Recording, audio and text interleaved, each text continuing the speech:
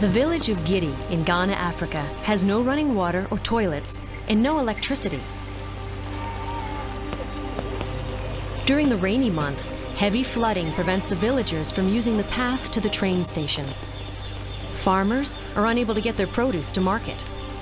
Children are unable to get to school, and the sick are unable to get the health care they need.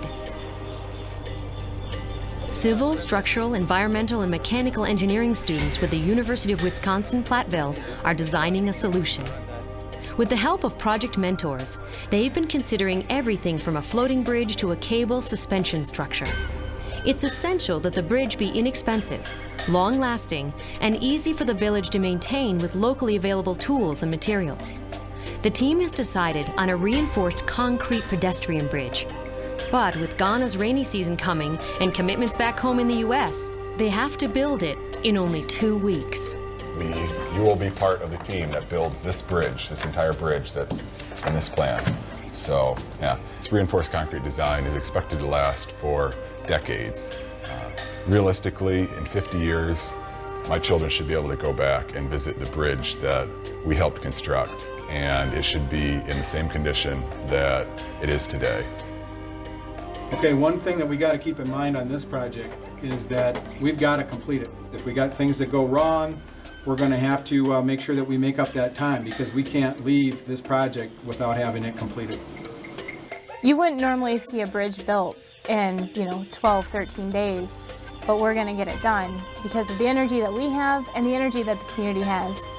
Together, it's just really explosive and exciting to work with everyone.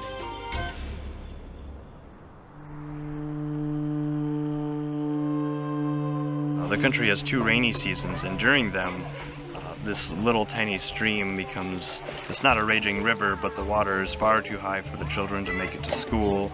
The walk for anyone who has a job in the city to the train station goes from a couple hundred yards to 5 or 6 miles.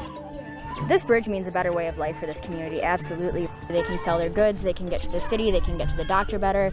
Most importantly, they can get to school, so hopefully we'll be bringing up a new, more educated generation. They understand that there's a big world out there, and so the least we can do is build a bridge so they can get to school. It's very emotional. From the time you pull in here with the van in the morning and see all the kids coming and waving, it's particularly emotional to me, and it will be for these students.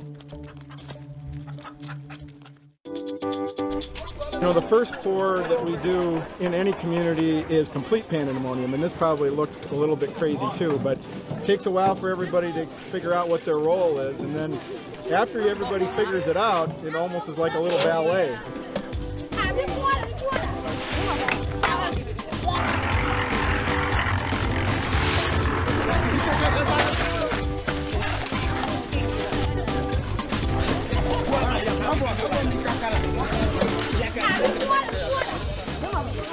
Probably a third of our workforce is children, and probably decades later, they'll be talking about how, yes, I helped build this bridge. Up to now, the weather has been cooperating. But after an unseasonable rain puts a halt to the bridge work, the engineering students and villagers must put in grueling 12-hour workdays. It's raining and it's good, but it's good.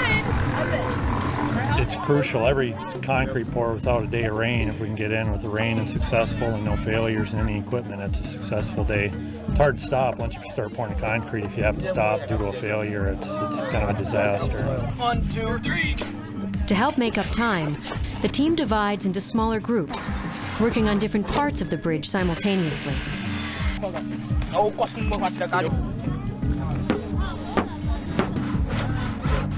I think the whole idea of building this bridge was to enable kids to be able to go to school regularly. Families wanted to travel to the nearby urban areas to engage themselves in economic activity, and they couldn't do that. Some wanted to access, health facilities, and they couldn't do that. So this bridge, I think, is going to go a long way, to improve, the quality of life for the community.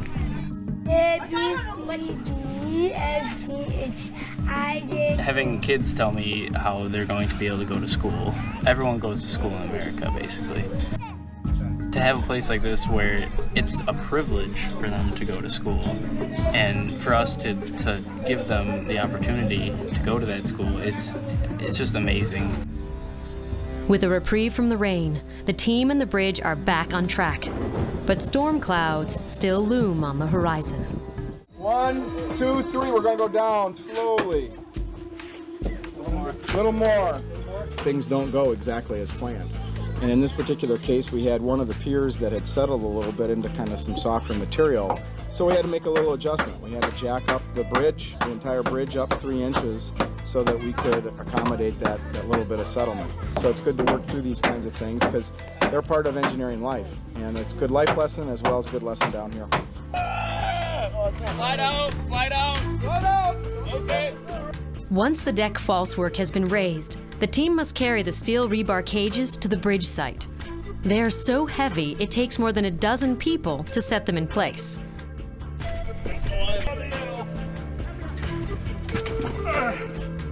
10 inches this way.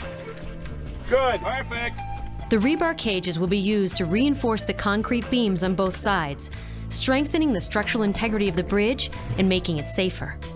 The team makes its final adjustments in preparation for a massive concrete pour.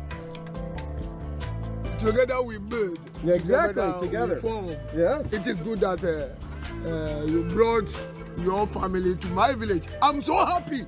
Yes, and I'm so happy that your family wanted to work with us. Oh, yeah, I see. It always makes me feel much better when the whole community works like this. Yeah, it makes the project much better. Okay. Much better. Okay. Okay, you guys, this is our last concrete pour.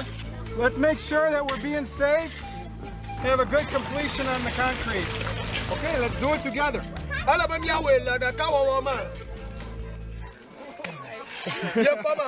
Amen. When we get done with this, the community's going to be, wow, we never thought we could build a bridge, but they did, right? They did it. They're the people that did it, so now they're going to know that they can do a lot of other things, whatever else is important to the community, whatever other project they've got. So that is, a lot of times it's more than just the project. It's empowerment of people working together.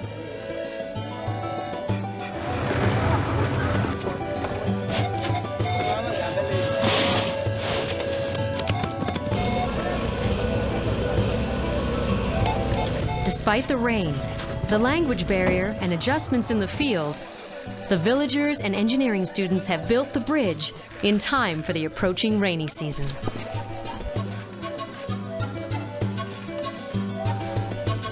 Maybe in 10 years, that 3-year-old girl that saw that women can do this, and we're all working together in a team, and they can help build their country up from the inside. Good work. Good work.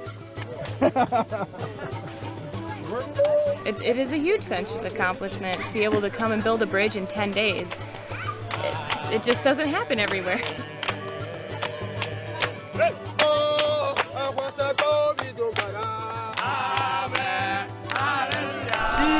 Well, it's really great to have the bridge done. I mean, already you can see people walking across with water on their heads. The bicycle man just went through, so it's just great to see them being able to use it and being happy about it.